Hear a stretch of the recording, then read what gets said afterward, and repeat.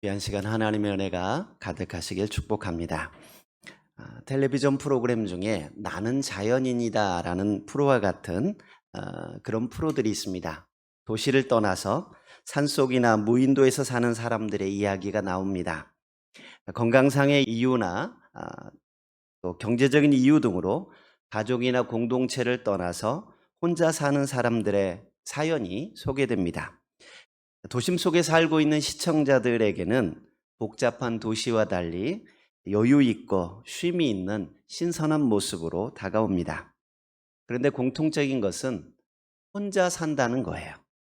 본인은 그렇게 살지만 다른 가족이나 자녀들은 함께 살지 않습니다. 또한 이렇게 사는 것이 좋다고 권유하지도 않습니다. 잠깐 살아보는 것은 신선하고 좋지만 실제 산골에서 산다는 것이 쉽지 않고 불편하기 때문입니다. 그래도 우리나라 안에 있으면 무인도든 산골이든 나름대로 집도 짓고 먹거리를 가꿀 수 있는 밭도 일구면서 살아갑니다. 그런데 몽골과 같은 세계 오지를 소개하는 프로그램에 보면 양을 치면서 여기저기 옮겨 다니는 사람들을 볼 수 있습니다. 그들은 전기도 없고 텔레비전도 없이 과거 조상들이 했던 생활 습관대로 살아오면서 자녀들도 똑같이 양을 치면서 살아갑니다. 목초지를 찾아 여기저기 돌아다니며 공동체 생활을 이어갑니다. 어린 아이부터 아버지가 하는 양치는 모습을 배우면서 그 일을 천직으로 알고 묵묵히 감당하고 있습니다. 오늘 본문에도 조상의 유언에 따라 평생 포도주를 입에 대지 않고 살면서 집도 짓지 않고 포도원이나 밭이나 종자도 가지지 않고 장막에 살고 있는 사람들이 나옵니다. 바로 레갑 족속이었습니다. 요야김 왕이 다스리던 때에 하나님께서 예레미야에게 말씀하십니다. 레갑 사람들의 집에 가서 그들에게 말하고 그들을 여호와의 집 한 방으로 데려다가 그들에게 포도주를 마시게 하라는 것이었습니다. 예레미야는 레갑 사람들을 예루살렘 성전에 있는 하나님의 아들들의 방으로 데려갔습니다. 3절에 보니까 그 방을 장황하게 설명합니다. 그 방은 고관들의 방 곁이요 문을 지키는 살룸의 아들 마아세야의 방 위라고 소개하고 있습니다. 성전 2층에 있는 방이고 문을 지키는 사람들의 방이 있는 그 윗방입니다. 고관들이 사용하는 방 곁에 있는 그 방이었습니다. 성전의 엄숙함을 느낄 수 있는 그런 방으로 데려간 것입니다. 이런 분위기 속에서 5절에 보시면 예레미야가 그들에게 포도주를 따라주면서 마시라고 권하였습니다. 이때 마시라라고 하는 단어에 해당되는 쉐투라고 하는 단어는 명령형으로서 예레미야가 그들에게 포도주를 마시라고 상당히 강하게 권유하고 있는 것을 알 수 있습니다. 들판에서 장막에서 살던 사람들이 화려한 왕궁에 초대되었습니다. 또한 엄숙한 성전의 위험 속에 압도되었을 것입니다. 당대 최고 선지자로 알려진 예레미야 선지자가 이것을 마시라라고 명령할 때 거절할 수 없는 상황이었을 것입니다. 그런데 6절 보니까 그들은 그들 앞에 놓인 술잔과 예레미야의 명령에 대해서 갈등하거나 주저하는 태도를 보이지 않습니다. 그들은 단호하게 마시지 않겠다고 대답합니다. 고대 이스라엘 사회에서 나시린으로 서약한 몇몇 사람들을 제외하고는 포도주가 금지된 음식이 아니었습니다. 더운 사막지대에서 포도주는 음료수이고 양식입니다. 그런데 레갑 족속은 나시린이 아닌데도 불구하고 포도주를 마시지 않겠다고 이야기합니다. 그러면서 그 이유를 이야기해 줍니다. 그들이 포도주를 마시지 않는 것은 포도주를 마시기 싫어서도 아니고 예레미야의 말에 순종하기 싫어서도 아니었습니다. 자신들의 선조인 요나답의 명령을 지키기 위함이었습니다. 요나답은 열왕기하 10장에 나오는 레갑의 아들 여호나답과 같은 인물입니다. 여호나답이라는 단어는 요나답이라는 이름을 길게 풀어 쓴 형태입니다. 이 여호나답은 예후와 더불어 바알의 선지자를 처단하고 종교개혁을 주도했던 사람입니다. 예후는 아합 가문을 제거하고 새로운 왕이 되었습니다. 그리고 자신은 아합보다 더 바알을 많이 섬길 것이다 라고 말하면서 모든 바알의 선지자들을 한 곳에 모이게 합니다. 그리고 요나답과 힘을 합하여 바알 선지자들을 제거하였습니다. 새로운 왕이 세워지고 새로운 왕조가 들어서는데 일조한 사람이었습니다. 요나답은 예후를 도와 종교적인 안정을 가져왔지만 그러나 그는 어떠한 권력도 소유하지 않습니다. 일정한 거주지 없이 방랑 유목민으로 생활합니다. 아마 예후의 종교개혁이 요나답이 생각했던 온전한 개혁이 아니었던 것이기 때문으로 보입니다. 열왕기하 10장 28절 29절에 보면 예후가 이와 같이 이스라엘 중에서 바알을 멸하였으나 이스라엘에게 범죄하게 한 느밧의 아들 여로보암의 죄, 곧 베델과 단에 있는 금송아지를 섬기는 죄에서는 떠나지 아니하였더라 라고 기록합니다. 요나답은 예후와 함께 종교개혁을 이끌었던 사람이지만 예후가 종교개혁을 이끌어가는 그 모습이 자기가 생각하는 그 종교개혁과 다르고 온전한 종교개혁이 아니었기 때문에 예후와 함께 할 수 없었던 것입니다. 또한 요나답은 바알 종교를 척결하는 과정에서 술이 맺히는 폐해가 얼마나 심각한지 보았을 것입니다. 대부분의 이방 제사에는 제단에 술을 바치고 제사를 섬기는 자들이 술을 마시고 취하기도 하였습니다. 그래서 그는 자신의 가문은 아예 술을 마시지 못하도록 가문의 교훈으로 삼았던 것입니다. 그런데 놀라운 것은 이 요나답의 유언이 240년이 지났지만 후손들이 기억하고 있고 지키고 있었다라는 것입니다. 예후가 개혁을 일으키는 시점이 BC 841년이고 지금 예레미야가 활동하고 있는 요야김 왕은 BC 609년에서 598년에 통치한 왕입니다. 최소 240년이 지난 시점입니다. 한 세대를 30으로 본다면 8세대가 지난 시점입니다. 아버지의 아버지, 아버지의 할아버지, 할아버지의 아버지 계속 올라가는 동안 그들은 요나답의 유언을 지켜 그대로 행하고 있었습니다. 더군다나 7절에는 단순히 포도주만 마시지 말라는 말을 한 것이 아니라 추가적인 명령이 나옵니다. 그것은 어떤 한 장소에 정착해서 살지 말라는 것입니다. 요나답은 후손에게 집도 짓지 말고 파종도 하지 말라고 말합니다.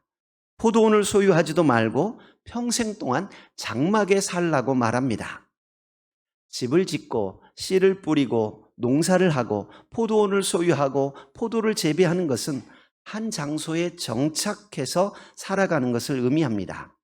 그런데 요나답은 그의 후손들에게 그런 삶을 살지 말라고 유언합니다. 바알 종교는 농사짓는 가나안 사람들이 섬기는 신이기도 하였습니다. 요나답은 자신의 후손들이 바알 종교에 유혹당하지 않도록 하기 위해서 집이 아닌 장막을 중심으로 방랑 생활을 하라고 이야기했던 것입니다.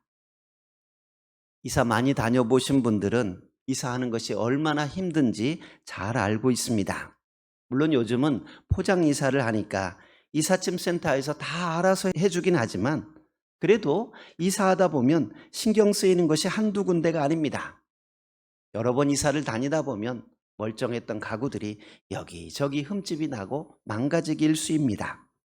집 크기나 구조가 다르기 때문에 버려야 할 것들을 버리기도 하고 또 새로 사야 할 것들도 생겨납니다.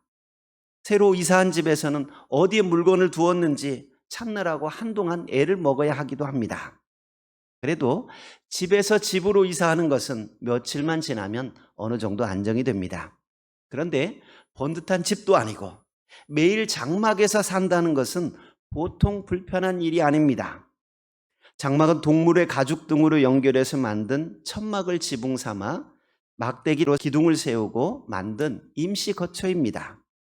어릴 적 감성을 생각해서 텐트에서 잠을 잔 적이 있습니다. 바닥이 울퉁불퉁하고 배겨서 도대체 잠을 잘 수가 없습니다. 씻기도 불편하고 화장실도 불편합니다. 더군다나 한 곳에서 계속 살지 않고 매번 이동을 해야 한다면 그건 보통 일이 아닙니다. 도적이나 강도의 위험으로부터 안전하지 못하고 세찬 바람이나 비가 올 때에도 안전하지 못합니다. 자녀들도 친구들이 번듯한 집에 사는 것을 보면서 우리도 집을 짓고 살면 안 되냐고 조르기도 했을 것입니다. 또한 매번 이사 다니다 보니까 친구 사귈 여유도 없고 친구가 매번 바뀝니다. 그러니까 친구 사귈 여력도 없는 거지요. 사춘기가 지난 자녀들은 집을 나가서 독립해서 살겠다고, 나는 아빠처럼 엄마처럼 살지 않겠다고 말했을지도 모릅니다. 시대가 바뀌었으니 이제는 집을 소유해야 하고 땅도 사야 한다고 말을 했을 것입니다. 그런데 요나답의 유언대로 그의 모든 자손들이 240년이 넘도록 그대로 실행하고 있었습니다. 사실 집을 짓고 포도원을 가꾸고 밭을 일구고 정착하면 소유나 소출에 집착하게 되고 자연스럽게 탐심에 빠지고 탐욕으로 인하여 하나님과 멀어지기 쉽습니다. 당시 우상 숭배로 오염된 북이스라엘 사회에서 정착하여 소유를 늘리며 살아가다가는 올바른 신앙을 유지하기가 어려웠을 것으로 판단했을 것입니다. 이러한 요나답의 유언에 따라 그의 자녀들과 후손들이 불편하고 힘들지만 그대로 순종하여 살아왔습니다. 그리고 11절은 당시 선조의 명령을 따라 이동 생활을 하던 레갑 족속이 예루살렘으로 이사해온 이유를 설명하고 있습니다. 그들은 예루살렘 외곽에 거주하고 있었지만 바벨론 느부갓네살이 쳐들어와서 예루살렘으로 잠시 피난 온 것이라고 이야기합니다. 하나님께서 예레미야 선지자에게 레갑 족속을 만나게 하시면서 말씀하십니다. 레갑의 아들 요나답의 자손은 그의 손조가 그들에게 명령한 명령을 지켜 행하고 있다. 그런데 이스라엘 자손들은 하나님이 이야기한 명령을 왜 순종하지 않느냐라고 말하고 있습니다. 14절에서 하나님은 예레미야에게 하소연하듯 말씀하십니다. 레갑의 아들 요나답이 그의 자손에게 포도주를 마시지 말라 한 그 명령은 실행되었도다. 그들은 그 선조의 명령을 순종하여 오늘까지 마시지 아니하거늘 내가 너희에게 말하고 끊임없이 말하여도 너희는 내게 순종하지 아니하도다. 수많은 선지자를 보내고 끊임없이 이야기하지만 악한 길에서 돌이키지 아니하고 행위를 고치지 아니하고 다른 신을 따라 섬기고 있다. 너희가 내 말에 귀를 기울이지 않는다라고 애통해 하시고 있습니다. 여러분, 오늘 우리의 모습은 어떻습니까? 21세기 첨단 인공지능이 상용화되고 컴퓨터가 보편화된 정보사회에서 하나님의 말씀이 얼마나 우리에게 영향을 미치고 있는지요. 이 말씀은 과거에 주신 말씀이고 오늘 우리와는 맞지 않는다고 자의적으로 해석하며 무시하고 있지는 않는지요. 창세기 17장에서 하나님께서는 아브라함을 택하시고 그와 할례를 통해 언약을 세우셨습니다. 하나님께서 아브라함의 자손을 번성하게 해주시고 가나안 땅을 기업으로 주겠다라고 약속하시면서 너와 내 후손은 내 언약을 대대로 지키라라고 말씀하셨습니다. 그리고 약속하신 대로 애굽에서 이스라엘 백성들을 이끌어내시고 율법을 통해 시내산에서 이스라엘 백성들과 언약을 세우셨습니다. 이스라엘 백성들은 그 모든 내용을 준행하겠다고 약속하였고 하나님께서는 그들을 가나안 땅으로 인도하여 들이시고 그들을 지키시며 세계 열방 가운데 뛰어나게 해주겠다고 약속하셨습니다. 그런데 이스라엘 백성들은 하나님과 했던 언약을 저버리고 우상을 섬기며 하나님을 떠났습니다. 하나님께서는 들판을 떠돌면서도 조상들이 내린 유언을 그대로 받아들여 순종하는 레갑 족속을 보여주시면서 이스라엘 백성들에게 하나님께로 돌아오라고 말씀하고 계십니다. 하나님께서는 예레미야 31장에서 새 언약을 맺자고 제안하십니다. 돌판에 새긴 율법의 말씀이 아니라 마음에 새겨진 그 말씀을 가지고 나는 그들의 하나님이 되고 그들은 내 백성이 될 것이라고 말씀하셨습니다. 그 하나님은 오늘 저와 여러분에게 새 언약을 맺기를 원하십니다. 동물의 피를 통해 죄를 용서해 주셨던 율법의 언약이 아니라 예수 그리스도의 피로 완전히 용서해 주시는 새로운 언약입니다. 예수님은 십자가 지시기 전 마지막 만찬 자리에서 이런 말씀을 하십니다. 마태복음 26장 28절에 보면 이것은 죄사함을 얻게 하려고 많은 사람을 위하여 흘리는 바 나의 피 곧 언약의 피니라. 우리는 성찬식을 통해 예수님의 피를 마신 사람들입니다. 예수님의 피로 하나님과 새 언약에 동참하였습니다. 이제 우리가 하나님의 계명을 따라 살아가면 하나님께서는 우리의 삶을 책임져 주실 것입니다. 하나님의 계명은 복잡한 거라 어려운 것이 아닙니다. 요한복음 13장 34절에 보면 새 계명을 너희에게 주노니 서로 사랑하라. 내가 너희를 사랑한 것 같이 너희도 서로 사랑하라.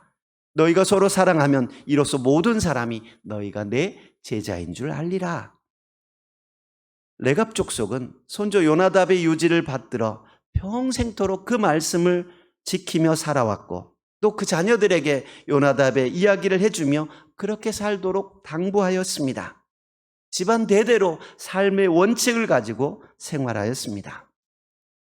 지금도 전통 있는 양반 가문에서는 나름대로 자부심을 가지고 지켜오는 전통이나 가훈이 있을 것입니다. 사랑하는 성도 여러분, 오늘 우리는 어떤 원칙을 가지고 살아가고 있습니까? 어떤 말씀을 붙잡고 살아가고 있는지요? 우리가 지켜야 할 신앙의 유언은 무엇이고 우리가 우리 자녀들에게 전해주어야 할 신앙의 유언은 무엇입니까? 우리는 예수님을 믿는 사람들이고 예수님의 말씀을 지켜야 할 사명이 있는 사람들입니다. 모든 말씀이 귀하고 지켜야 하지만 특별히 마지막 남기신 말씀을 기억해야 할 줄 압니다. 주님은 마지막 만찬 자리에서 새 계명을 너희에게 준다라고 말씀하시면서 서로 사랑하라고 말씀하십니다. 사랑은 세상 사람들도 모두 좋아하고 세상 사람들도 서로 사랑합니다. 그러나 예수님이 보여주신 사랑은 세상 사람들의 사랑과 차원이 다릅니다. 세상 사람들은 악한 자를 대적하지만 주님은 악한 자를 대적하지 말라고 말씀하십니다.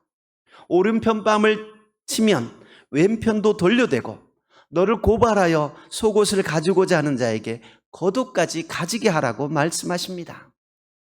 여러분, 어려워서 속옷을 가지고자 하는 것이 아닙니다. 성경에 보니까 고발하여 속옷을 가지고자 하는 자에게 겉옷까지 가지게 하라라고 말씀합니다.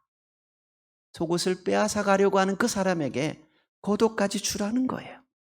억지로 오리를 가게 하면 그 사람과 심리를 동행해 주라라고 말씀하십니다. 너는 구하는 자에게 주며 내게 꾸고자 하는 자에게 거절하지 말라고 말씀하십니다. 참 쉽지 않은 말씀입니다. 주님이 말씀하신 사랑은 세상 사람들처럼 좋아하는 사람만 사랑하는 것이 아니라 원수까지도 품어주는 사랑입니다. 나를 좋아하는 사람만 좋아하는 것이 아니라 나를 미워하고 싫어하는 사람까지도 사랑하라는 말입니다. 상대방이 나를 좋아하지 않고 적의를 보이는데도 그 사람을 사랑으로 대하면 주변 사람들이 우리를 이상하게 볼 것입니다. 너는 바보냐? 너를 좋아하는 사람도 아니고 너를 싫어하는데 너는 자존심도 없느냐? 왜 그 사람을 자꾸 사랑하고 그 사람에게 퍼주느냐? 왜 그 사람에게 끌려다니느냐? 세상 사람들은 우리를 어리석다고 비난할지 모릅니다. 예수님의 말씀은 시대에 뒤떨어진 말씀이라고 이야기할지도 모릅니다. 그러나 우리는 주님의 말씀을 마음에 새기고 오늘도 사랑하며 살기로 결단하는 사람들입니다. 당시 사람들에게 손가락질 받고 무시당하는 삶을 살았을지 모르지만 끝까지 조상들의 유언을 지켰던 레갑 족속을 하나님께서는 기억하고 계셨고 칭찬해 주셨습니다. 오늘 우리가 예수님의 사랑으로 사랑을 실천하면 세상 사람들은 우리를 우습게 여기고 무시할지 모릅니다. 계속 밟아도 된다고 생각하고 함부로 할지도 모릅니다. 그러나 우리는 하나님의 주권과 통치를 믿습니다. 다소 억울해 보이는 상황이어도 하나님께서 공의로 판단하실 것이고 은밀한 중에 보시는 하나님께서 우리에게 갚아주실 것입니다. 불효자라도 부모의 유언은 들어준다는데 우리는 주님을 믿는 사람들로서 주님께서 마지막 만찬 자리에서 남기신 말씀을 기억해야 하겠습니다. 새 계명을 주노니 서로 사랑하라. 내가 너희를 사랑한 것 같이 너희도 서로 사랑하라. 우리는 하나님을 사랑하고 이웃을 사랑하며 살라고 하신 말씀대로 그 말씀을 실천하는 삶을 살아야 하겠습니다.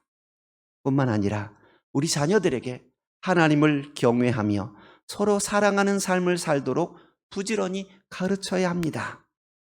복음의 말씀이 나에게서 끝나는 것이 아니라 우리 자녀들에게 전달되어지고 믿음의 후배들에게 전승되어야 합니다. 주님이 다시 오실 때까지 우리가 지켜야 할 신앙의 유언을 기억하고 잘 지켜나가며 우리 자녀들에게 전달하여 믿음의 가문을 만들어갈 수 있기를 축복드립니다. 주님께서 레갑 족속을 인정하시고 칭찬해 주셨던 것처럼 우리가 하나님의 말씀을 잘 지켰다고 칭찬해 주시고 인정해 주실 줄 믿습니다. 하나님께 인정받는 믿음의 성도들 되시길 주의 이름으로 축복드립니다. 아멘. 은혜로우신 하나님 감사합니다. 우리를 부르시고 하나님 자녀 삼아주시고 하나님의 은혜 가운데 말씀대로 살아가도록 인도하여 주시니 감사합니다. 우리에게 주신 말씀 기억하게 하시고 그 말씀 붙들게 하여 주시며 그 말씀대로 서로 사랑하며 살아가는 믿음의 성도들 되게 하옵소서. 세상 사람들이 우리를 비웃음다 할지라도 우리는 하나님의 말씀을 마음에 새기게 하시고 그 말씀대로 살아가는 믿음의 성도들 되도록 은혜 베풀어 주옵소서. 예수님 이름으로 기도하옵나이다. 아멘.